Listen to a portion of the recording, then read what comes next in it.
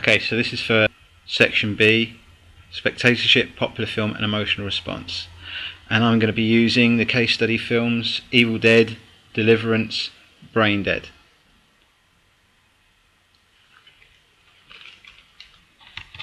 So this is question 15 for one of the past paper questions.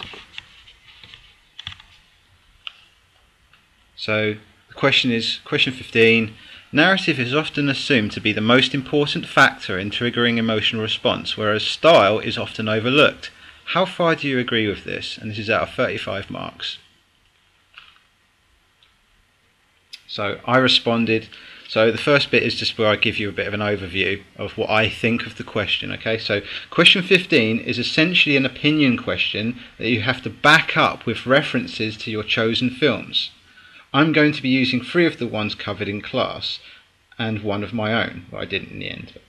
And you may do as well as you please, okay? So, but remember, everything is different and everyone is different and there's no one correct answer. So the more you engage with the question, the more you pay attention to what you're being asked, the better. If you're just going in and just giving superficial answers and you're not doing anything at home, then you're not going to get very far, right? So here we go. So here's the title. So once again, narrative is often assumed to be the most important factor in triggering emotional response, whereas style is often overlooked.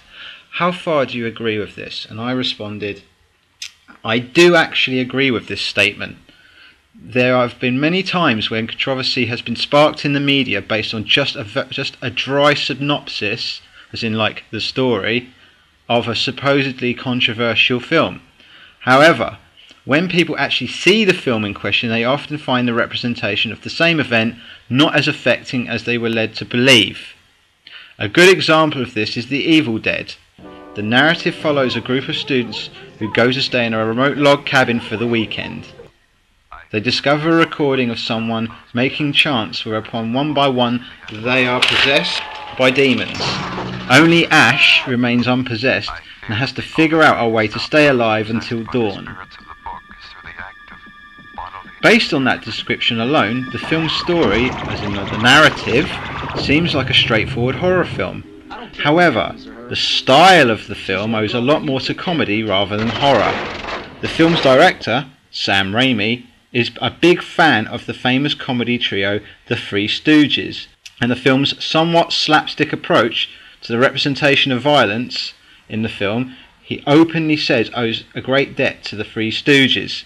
Here we have a very definite example of the style not only not being overlooked, but it is actually precisely what the film's fans celebrate about the film. Indeed, when the BBFC first saw the film for censorship in 1983, this point was not lost on head censor James Furman, whom wrote that the film is almost a parody of horror. In other words, the film is making fun of the violent excesses of horror cinema by exaggerating the level of gore to the point where it becomes absurd. An illustration of this point is in the final sequence, which is a good example of this, and it illustrates that the film's style is front and centre in Raimi's mind. Ash manages to burn the book that is causing the evil possessions and therefore stops the evil possessions. The film could have ended briskly from here, but Raimi instead decides to punish his hero Ash a little more. Here the style reflects the boyish sense of humour Raimi has, as he makes the main character Ash suffer even more just when he thinks it has ended. Furthermore, the happy ending doesn't last long, and the film ends with the evil spirits making towards Ash as he screams. The film ends. However, the cheesy end music reminds us not to take what we've seen at all seriously.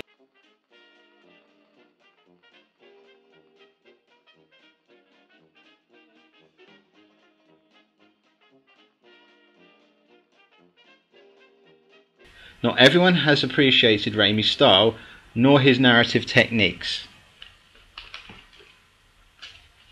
By contrast, Deliverance triggers an emotional response from viewers by going in a different direction.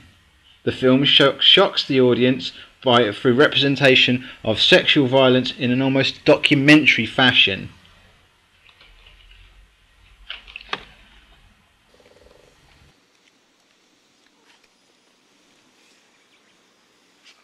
Now let's you just drop them pants. Drop? Just take them right off. I mean, what's this all about? Don't say anything, just do it. Just drop them, boy. You ever had your balls cut off, you fucking ape? Lord. Look there. That's sharp, a bit of shave of hair. Why don't you try it and see? Lord. Deliver us from all. With all that little old bitty shirt there, too.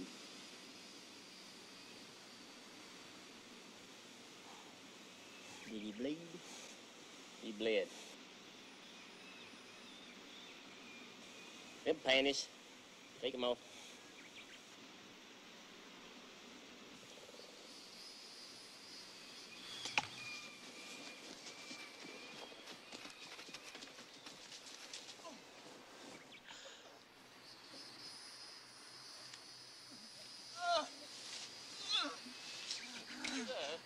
Get up, boy.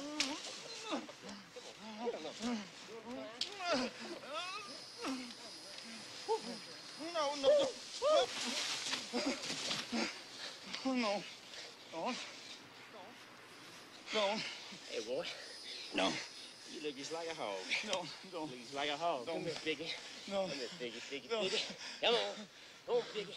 Come on, Piggy. Come on, Piggy. Give me a ride. On a ride. Hey, boy, get up and give me a ride. All right. Get up and give me a ride, boy. All right. All right. Get up. All right. Get up there. No. Come on. No. Come on. Come on. No.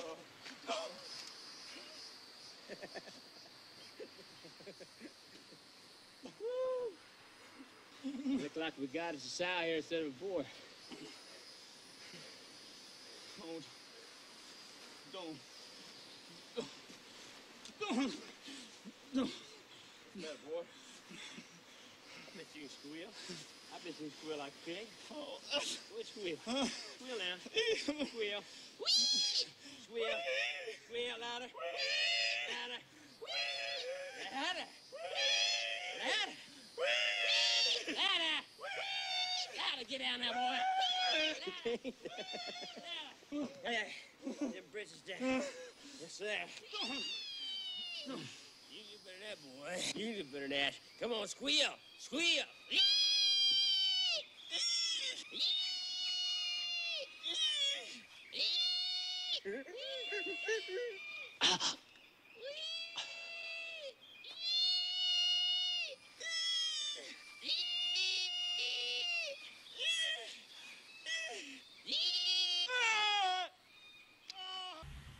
The rape scene is obviously a pivotal moment in the film's narrative. It's something the director John Boorman is obviously mindful of as the film unfolds. However, in this particular sequence, interestingly, style choices are made which indicate that once again style was not overlooked.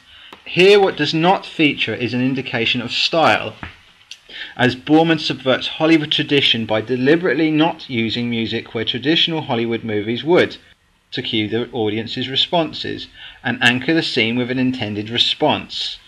Partly this is why the scene is so effective and why people still talk about it some 40 years after its release is precisely because Boorman does not use music. Instead, he lets the unnerving dialogue be the music, and it is this as well as the visuals that disturbs the viewer. Braindead, by contrast, is more similar to the Evil Dead than Deliverance, and it once again takes an otherwise standard dramatic narrative, a boy with an overpossessive mother falls in love with a girl only to find his mother interferes with their blossoming romance, and injects it with elements from both the horror and comedy genre. Here the style and narrative combine to triggering an almost giddy response from spectators. Take for instance the dinner sequence, wherein Lionel tries desperately to hide his mother's zombification from her work colleagues at dinner.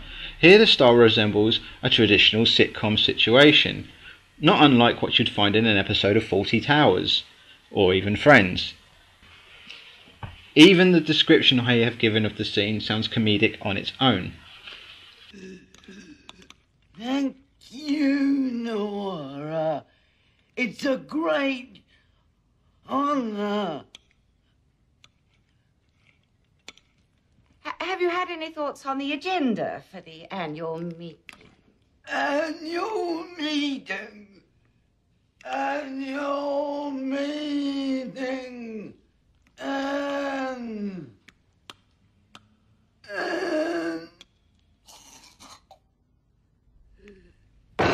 What we need's another war.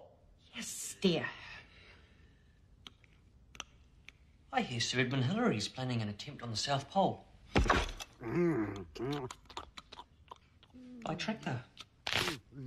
Have some more beans, Mrs. Matheson. I'll have a few of those, lad. I really think we should be going, dear. Thank you, Lionel. What? No pudding? Only custard, I'm afraid. Custard? I haven't had a good custard in years. She never makes the stuff.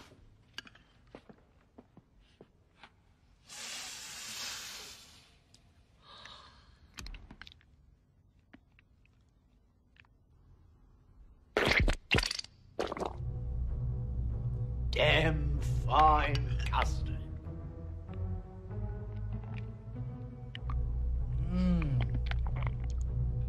Rich and creamy, just the way I like it.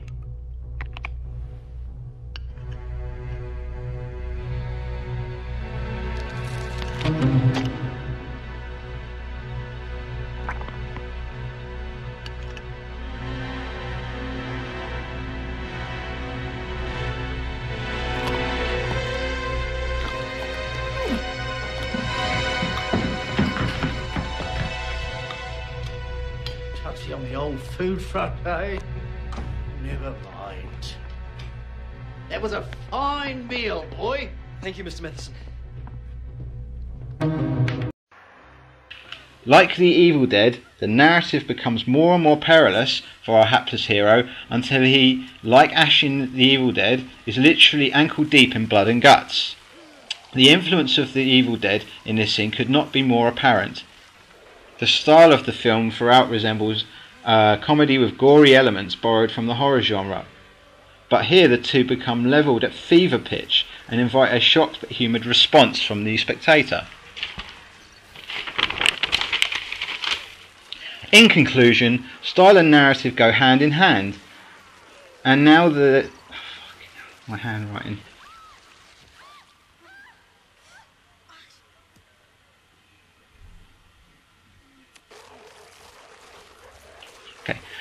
In conclusion, style and narrative go hand in hand, and neither are necessarily more important than the other. Indeed, they are bound together, as there can be no narrative without a style, even if that is a deliberate no style, like Paul Morrissey movies, and no style without at least some narrative.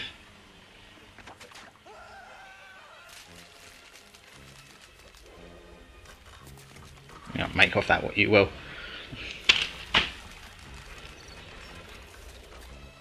Right, so that's it. So that's question 15 of... That's question 15 of the June 2012 FM2 exam paper. Meow.